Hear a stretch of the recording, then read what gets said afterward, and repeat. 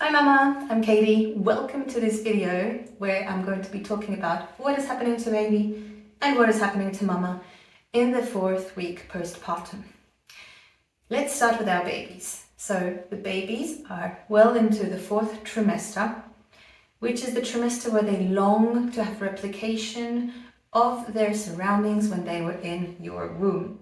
So they're longing for warmth, the cuddles, the rocking, the shushing, everything that they were experiencing when they were on the inside for 9 months. There's no such thing as spoiling your baby, so definitely give them all the cuddles that they need, and the baby can't manipulate you. So if a baby is crying, do respond to that cry. The good thing is that in the 4th week, your baby will start differentiating the cries. So they will start to have a different cry for when they are hungry, when they are tired, when they are bored, and when they are in pain. So listen out carefully, and soon you'll be able to distinguish what need your baby is communicating to you, and you can respond accordingly. So cool, isn't it?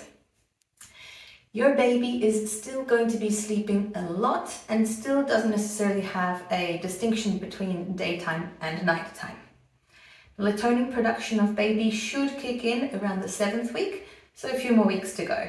But at the moment, they don't have a circadian rhythm, they don't understand what is daytime, what is nighttime, and they will be sleeping a lot, between 14 and 17 hours in a 24-hour period. And they'll be waking up to feed. So your baby will still be feeding a lot, and they'll be feeding between 8 to 12 times per day. Their needs are massive, they are growing rapidly, they're developing a lot. So responding to those needs and making sure that they are indeed feeding and nursing when they are awake and asking for it is super important.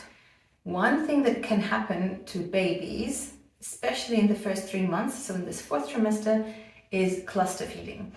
Cluster feeding means that your baby will feed over and over and over again in a longer period of time. So they will not just feed from one breast or 2 breasts, but they will then cry out and want to feed again and again and again and again.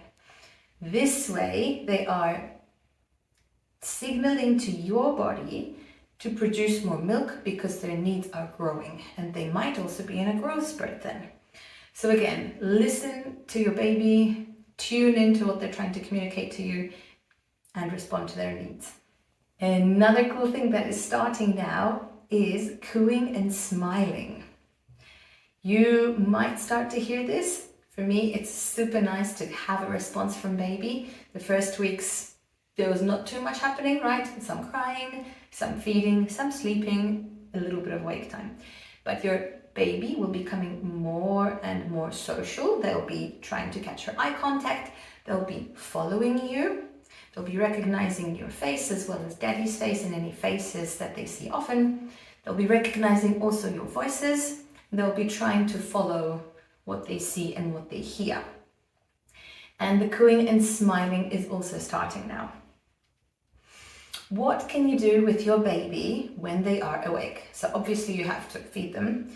You're going to probably have a diaper that needs to be changed, but in the little time left of awake time, when your baby is still happy and doesn't want to or need to go back to sleep, you can practice tummy time with them. Tummy time is a super important activity for babies to feel comfy on their tummy, to then reach the next milestones of turning and crawling, and in the future sleeping on their belly as well. By the way, our tiny babies, even though they're so tiny, they're really, really noisy, especially at night when it's dead silence. You will hear some grunting, you might hear some shrieks, some little screams. This is most probably your baby in the REM phase of sleep, so the rapid eye movement, which is the light sleep where all of these noises are happening. Don't rush the baby and grab them out of the cot or the bed or the crib, because they might still be sleeping. So take always a minute or two to wait before you respond, and also make sure that they are definitely awake. So this has been happening to me in the last week, that baby's making a lot of sounds. I'm thinking, oh, you're waking up, let me prepare myself to feed you. And then when I go over to see if baby is indeed awake, they're happily dreaming and smiling away. So these are the exciting things that are happening to our babies. Let's talk about what's happening to us mamas as well. Your bleeding will be tapering off and will be coming to an end. So hopefully just to have a little bit of discharge. Most probably it's a beigeish, light pinkish color, and this is great news.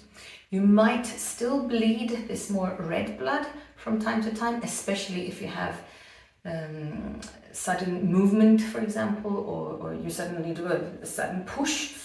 So this is normal as well. But other than that, it should be this pinkish beige color. You might be feeling some pelvic soreness, especially if you had vaginal birth.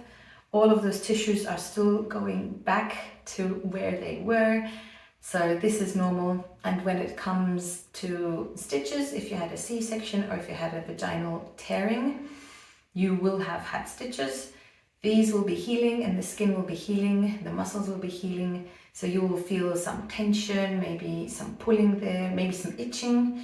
But these are all good signs that the scar tissue is healing. And you can also start applying maybe some creams, maybe some oils to massage that scar tissue. Breast changes. So if your baby is breastfeeding, they might be doing this cluster feeding, which means they'll feed on and on and on and on.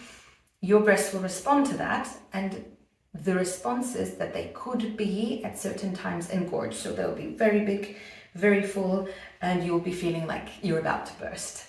But this is normal, and then it's a period of adjustment again, and this should be going away. You could experience leaking. This is something that I've been having, so bra pads have definitely been very useful. And some mamas sometimes have clogged milk ducts. What can we do to help with this is, while baby is feeding, you can massage the area where that clogged duct is. You might want to also apply some warmth before feeding, then do this massaging while baby is feeding, and then you can cool down the area with some cooling pads as well. So this should help. And one last thing is hormonal shifts. So hopefully there is no more baby blues. The hormones are still stabilizing, still changing, so you still might feel more excited at times and super sad at times. Mood swings and mood changes are absolutely normal. However, if you feel very sad, very tired, extremely fatigued, like you cannot get out of bed, you do not want to tend to baby, you do not want to spend any time with them, then this is a sign that it could be leading into the direction of postpartum depression. So please reach out for help. Please talk to your close ones as well as a specialist. But otherwise, fatigue is normal because we are waking up at night, many times at night, to feed our baby. But also just the constant care of a newborn takes a toll on mama. So it's super important that you do something for yourself, have those few minutes by yourself for a little meditation, or to read a little poem, or to listen to your favorite song, do a little dance, or do a postpartum workout with me. I invite you to join these postpartum workouts as well. So I already have week 1, 2, 3. I'll be making week 4 as well, and I will link it in the description box below. So you can do some training, easy exercises in the 4th week postpartum as well. Thank you for joining this video. Subscribe to the channel to support me, and good luck, mama. You're doing amazing. You are doing amazing. Take care. Bye.